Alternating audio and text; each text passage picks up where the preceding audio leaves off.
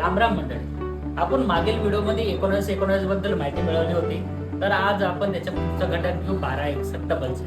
126100 याच्यामध्ये नत्र हे 12% आणि स्फुरद हे 61%. जे नत्र आहे आपलं नत्र हे 14 दिवशी कार्य करायला सुरुवात करते तर पुढच्या 10 दिवसापर्यंत हे नत्र हे जमिनीमध्ये कार्य करतात. तसंच स्फुरद जे आहे ते स्फुरद हे 7व्या दिवशीपासून जमिनीत कार्य करायला सुरुवात करते तर पुढच्या 21व्या दिवसापर्यंत स्फुरद हे जमिनीमध्ये कार्य करते. असं कार्य करतं 126100.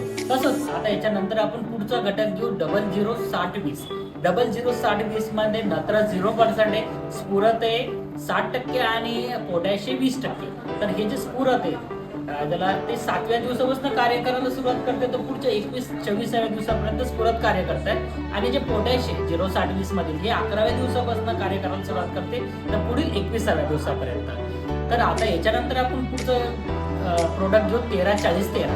जे 134013 आहे तर 134013 मध्ये नत्र 13%, स्फुरद 40% आणि पोटॅश हे 13%. तर जे नत्र आहे 5व्या दिवशीपासून कार्य करायला सुरुवात करते तर पुढच्या 12व्या दिवसापर्यंत हे जमिनीत कार्य करते. तसंच स्फुरद 6व्या दिवसापासून लागू होते पुढच्या 13व्या दिवसापर्यंत.